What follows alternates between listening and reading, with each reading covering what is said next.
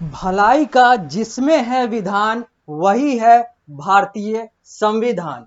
मैं इस कथन से अपने अगले अध्याय की शुरुआत करने जा रहा हूं, जो कि आप लोगों को public school board of India के पाठ्यक्रम के अनुसार आपके कक्षा यानी कि अपने कक्षा 8 में सिविक्स सोशल साइंस के सिविक्स के अंतर्गत पहला अध्याय पढ़ना है, जो कि है द कॉन्स्टिट्यूशन ऑफ इंडिया, भारतीय संविधान। और यह जो कथन है यह उसी संविधान की विशेषता बताता है कि भलाई का जिसमें है विधान वही है भारतीय संविधान। यानी कि यह कथन अपने आप में बताने के लिए पर्याप्त है कि संविधान का हमारे लिए क्या महत्व है, संविधान जो है यह हमारे लिए क्या महत्व रखता है। मैं द मोहित श्रीवास्तव आप सभी लोगों का सोशल साइंस टीचर अब शुरू करने जा रहा हूं एक नया अध्याय, जो कि आप लोगों को अपने सिविक्स के अंतर्गत नागरिक शास्त्र के अंतर्गत पढ़ना है। और यह आप लोगों के पाठ्यक्रम के अनुसार और पारस प्रकाशन के पुस्तक के अनुसार पहला अध्याय है आपके नागरिक शास्त्र में, जो कि है द कॉन्स्टिट्यूशन ऑफ इंडिया, भारतीय संविधान। और मैं यहां पर बात करूंगा हर उस पहलू की, संविधान से जुड़े हुए हर उस पहलू की, जो कि आप लोगों को इस कक्षा में इस अध्याय के अंतर्गत public school board of India के पाठ्यक्रम के अनुसार पढ़ना है, पीएसबीआई के पाठ्यक्रम के अनुसार, सिलेबस के अनुसार पढ़ना है। तो अब हम लोग आते हैं सीधा इस अध्याय पे और शुरू करते हैं द कॉन्स्टिट्यूशन ऑफ इंडिया। हम लोग अभी पृष्ठ संख्या किस पे हैं, तो हम लोग अभी पृष्ठ संख्या 147 147 पर है पारस प्रकाशन के पुस्तक के अनुसार, जो कि आप लोगों को सामने स्मार्ट बोर्ड पर दिख रहा है और यह आप अपने पुस्तक में भी देख सकते हैं। लिखा हुआ है the term constitution comes from a Latin word which means to issue an important law। Constitution का अर्थ क्या है, तो कॉन्स्टिट्यूशन को हिंदी में संविधान कहते हैं। और कॉन्स्टिट्यूशन का जो शाब्दिक अर्थ है, जो वर्ड वाला जो मीनिंग है, वो ये है कि ये अलग अलग कानून, महत्वपूर्ण कानून का एक समावेश है। जो अलग अलग कानून है उसका जो एक समावेश है, जो उसका एक जोड़ है व्यापक तौर पे, उसी को हम लोग अंग्रेजी में कॉन्स्टिट्यूशन कहते हैं, हिंदी में संविधान कहते हैं। अब बात आती है लॉ की, बात आती है कानून की। कानून की आवश्यकता क्यों पड़ती है, क्या जरूरत है लॉ का, क्यों जरूरी है हम लोगों को कानून बनाना, क्या कानून करता है एक समाज के लिए या फिर एक व्यक्ति के लिए। तो सबसे पहले बात आती है दो चीजों की, एक आती है बात कानून की, यानी कि एक बात आती है लॉ की, तो दूसरी बात आती है नैतिकता की, दूसरी बात आती है मोरालिटी की। हर इंसान की अपनी हर इंसान का मोरालिटी होता है, हर इंसान की नैतिकता होती है, हर इंसान जो है वो मानवता से चलता है। लेकिन जब व्यक्ति अपने मानवता को छोड़कर और नैतिकता को छोड़कर कोई और कार्य करने लगता है, तब उसको नैतिकता की तरफ लाने के लिए जो कड़ाई, जो बाउंड्री बनाया जाता है, जो सीमा बनाया जाता है और दिखाया जाता है, उसी को हम लोग कानून कहते हैं, उसी को हम लोग लॉ कहते हैं। यानी कि law is a boundary, law एक वो सीमा है जो कि एक व्यक्ति को बताता है कि इस दायरे के अंदर रहना है। और हर चीज का, दुनिया में हर समस्या का एकलौता समाधान है मोरालिटी। अगर आप नैतिक आधार पे आगे बढ़ेंगे तो आप किसी भी समस्या को आसानी से उससे पार पा सकते हैं, या फिर उसमें आप जा ही नहीं पाएंगे। लेकिन अगर नैतिकता से बाहर अगर इंसान जाता है तो उसके लिए बंदिशें आती है, उसके लिए बाउंड्री बनाना पड़ता है, और उसी बाउंड्री को अंग्रेजी में लॉ कहते हैं। यानी कि लॉ इज अ बाउंड्री, जो लॉ जो है वो एक सीमा है, वो सारे कानून है जो कि एक व्यक्ति को बताता है कि इसके अंदर, इसके अंतर्गत ही आपको रहने हैं। और उसी अलग अलग लॉज के, उसी अलग अलग कानूनों का जो समावेश है, उसी को हम लोग संविधान हिंदी में, कॉन्स्टिट्यूशन अंग्रेजी में कहते हैं। लेटर आगे, the term was widely use to denote certain relevant decision. आगे अगर बात करें तो ये जो टर्म है, जो कॉन्स्टिट्यूशन शब्द है, जो संविधान जो शब्द है, ये किससे हम लोग अलग अलग जो रिलीवेंट डिसीजन है, जो निर्णय है, जो कुछ ऐसे निर्णय है जो बहुत सारी चीजों से जुड़े हुए हैं, जो ऐसे ऐसे वास्तविक निर्णय है, उन सारे चीजों से जुड़े हुए चीज को भी हम लोग आगे चलकर संविधान के तहत देखने लगे या फिर उसको भी संविधान के नाम से देखने लगे। Justice PN Bhagwati observe that constitution is a document of social relevance. अगर हम जस्टिस न्यायाधीश पीएन भगवती की बात करें तो वो कहते हैं या फिर उनके नजर में संविधान क्या है, तो संविधान एक डॉक्यूमेंट है, एक दस्तावेज है, एक पत्र है सोशल रिलीवेंस का, यानी कि सामाजिक जगत, सामाजिक न्याय और समाज से जुड़े हुए उन वास्तविकताओं का एक डॉक्यूमेंट है, एक दस्तावेज है, एक पत्र है। उसी को हम लोग कॉन्स्टिट्यूशन कहते हैं according to justice PN Bhagwati. आगे, इट इज अ कॉन्स्टिट्यूटिंग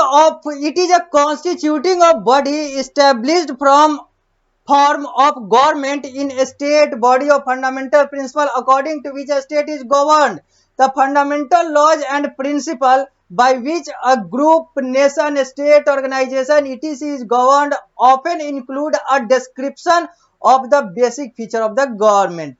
यानी कि इन दो लाइन में, इन दो वाक्य में यही कहा जा रहा है कि जो संविधान है, जो कॉन्स्टिट्यूशन है, वो क्या है, तो वो एक ऐसी चीज है, वो वैसे कानून है, वैसे सिद्धांत है, वैसे प्रिंसिपल है जहां पर यह सारा कुछ बताया गया हुआ है कि एक सरकार को, चाहे वो देश की हो, चाहे वो राज्य की हो, चाहे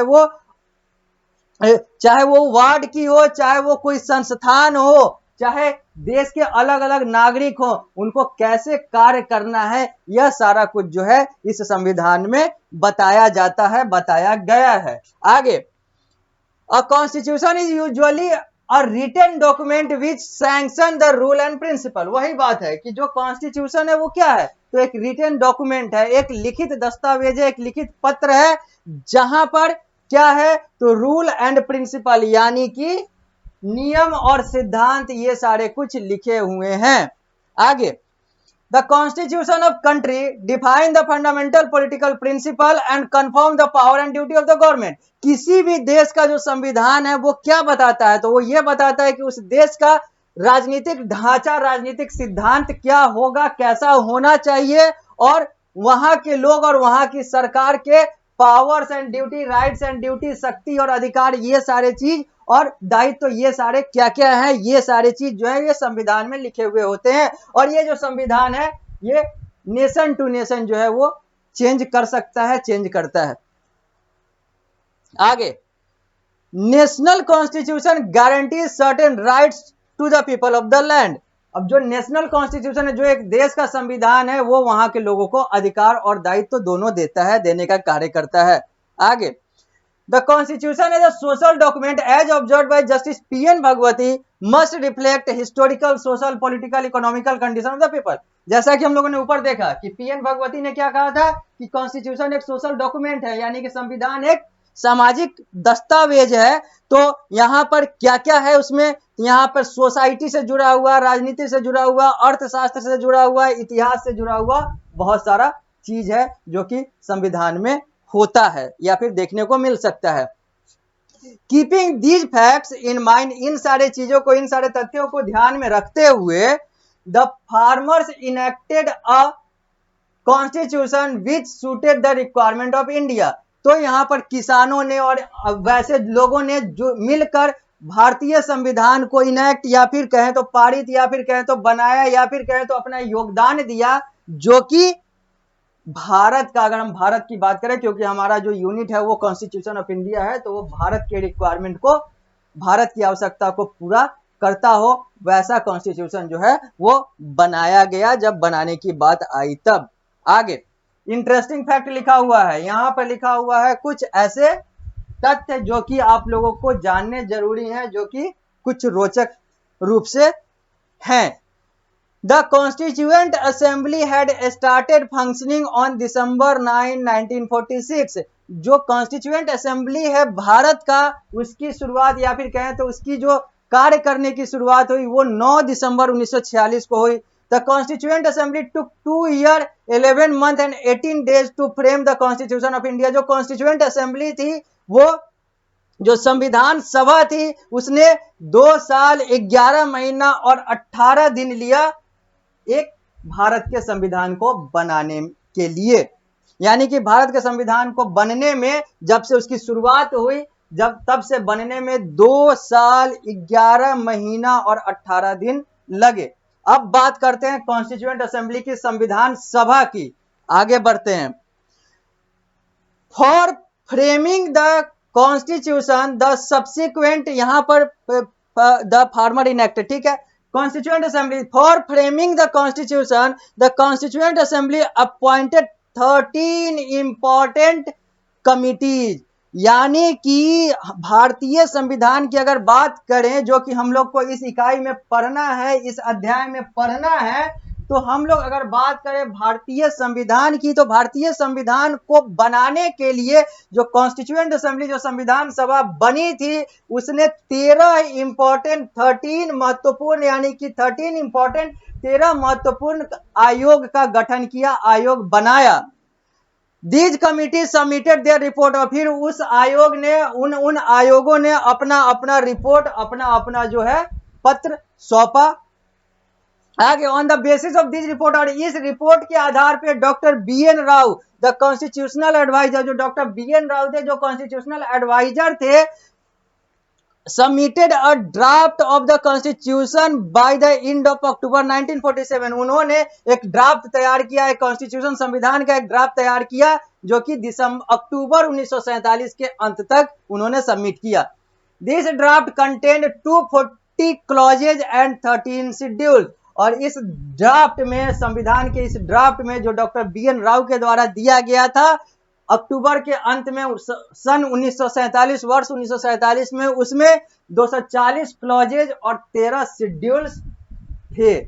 आगे ड्राफ्टिंग कमेटी की अब बात करते हैं। जो संविधान बन रहा था, जो बना, उसके कौन कौन से ड्राफ्टिंग मेंबर थे, उस आयोग में कौन कौन से थे, ये सारी चीजें अब यहां पर आएगी बात। A draft committee of 6 members under the chairmanship of Dr. Bhimrao Ambedkar was set up। अब यहाँ पर जब ड्राफ्टिंग कमेटी की बात आई, तो ड्राफ्टिंग कमेटी में जो ड्राफ्टिंग मेंबर थे, वहां पर 6 थे, जिसके जो मुखिया थे, जो प्रमुख थे, जो हेड बनाए गए, वो डॉक्टर बाबा साहब भीमराव अंबेडकर को बनाया गया, वो उसके चेयरमैन थे। आगे this committee prepared the first draft of the constitution with 243 articles and 13 schedule. ये जो कमिटी था, ये जो आयोग था, इसने जो पहला ड्राफ्ट तैयार किया, उसमें 243 आर्टिकल और 13 शेड्यूल्स थे। This was then circulated for comment, और फिर इसको आपस में बांट दिया गया ताकि इस पर लोग अपना प्रतिक्रिया, अपना टिप्पणी दें। The drafting committee then prepared a second draft which consisted of 315 articles and 9 schedule। फिर जो ड्राफ्टिंग कमेटी है, उसने अपना दूसरा ड्राफ्ट तैयार किया। पहले में उसने 243 आर्टिकल और 13 शेड्यूल दिया था, दूसरे वाले में 315 आर्टिकल और 9 शेड्यूल का प्रोविजन आया, को पेश किया गया। और finally the second draft of the constitution was adopted on November 26, 1949। और उसके बाद जो दूसरा ड्राफ्ट था, उसी को लागू किया गया संविधान के तौर पे, संविधान के लिए। कब? तो नवंबर 26 नवंबर 1949 को। ये जो चित्र है, जो आपको सामने दिख रहा है, यही है डॉक्टर BR अम्बेडकर, भीमराव अंबेडकर। यही थे चेयरमैन किसके? तो द ड्राफ्टिंग कमिटी जो थे, जो ड्राफ्टिंग कमिटी था 6 मेंबर्स का, 6 सदस्यों का, उसके चेयरमैन जो थे, उसके मुखिया जो थे, उसके प्रमुख थे, यही व्यक्ति जिनका नाम डॉक्टर BR अम्बेडकर है, जो कि इस चित्र में देखा जा सकता है पृष्ठ संख्या 147 पर। आगे अब हम लोग पृष्ठ संख्या 148 पर आ रहे हैं।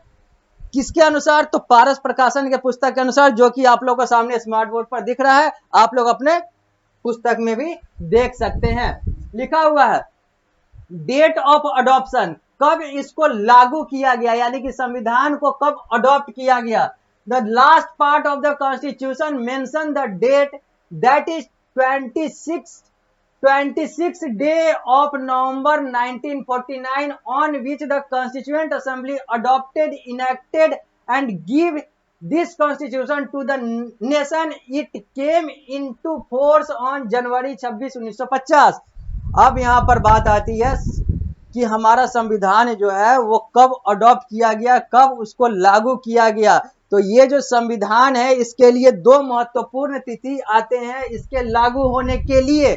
उसके संदर्भ में पहला जो तिथि है जहां पर इस चीज को अडॉप्ट किया गया, यानी कि कॉन्स्टिट्यूएंट असेंबली ने हमारे कॉन्स्टिट्यूशन को अडॉप्ट किया, वो तिथि था 26 नवंबर 1949, 26 डे ऑफ नवंबर 1949, यानी कि 1949 का 26 नवंबर वो तिथि था जब कॉन्स्टिट्यूएंट असेंबली ने, संविधान सभा ने संविधान को अडॉप्ट किया, लागू किया। और यह अगले वर्ष यानी कि उसके बाद आने वाले गणतंत्र दिवस के दिन यानी कि 26 जनवरी 1950 को इसको लागू कर दिया गया, भारत में इसको लागू कर दिया गया नेशन में। और यह 26 जनवरी 1950 से अपना कार्य करने लगा, उस समय से ये इनैक्ट हो गया। तो ये कुछ महत्वपूर्ण तिथि है। एक 26 नवंबर 1949 जब constituent assembly adopt, enact and give the constitution to the nation, जब कॉन्स्टिट्यूएंट असेंबली ने, संविधान सभा ने कॉन्स्टिट्यूशन को अडॉप्ट किया यानी कि उसको लागू किया, उसको माना, उसको इनैक्ट किया and give the constitution to the nation, और उसने देश को यानी कि भारत को संविधान दिया। और यह वर्क इन फोर्स कब हुआ, कब से कार्य करना शुरू किया, तो नेक्स्ट ईयर वाले 26 जनवरी यानी कि भारतीय गणतंत्र दिवस के दिन से, यानी कि 26 जनवरी 1950। इस कक्षा में अब हम लोग इतना ही रखते हैं। जब हम लोग अगली कक्षा में आएंगे तो बात करेंगे रोल ऑफ द कॉन्स्टिट्यूशन की, कॉन्स्टिट्यूशन का क्या कार्य है, वो कॉन्स्टिट्यूशन जो बना था आखिर बना किस लिए था, अब वो करता क्या क्या है और करेगा क्या क्या और क्या क्या करना चाहिए, इन सारे चीजों की बात हम लोग रोल ऑफ द कॉन्स्टिट्यूशन और आगे डॉरी सिस्टम और इन सारे चीजों के अंतर्गत देखेंगे। तो इस कक्षा में इतना ही। जब हम लोग अगली कक्षा में मिलेंगे तो इस अध्याय यानी कि द कॉन्स्टिट्यूशन ऑफ इंडिया को आगे बढ़ाएंगे।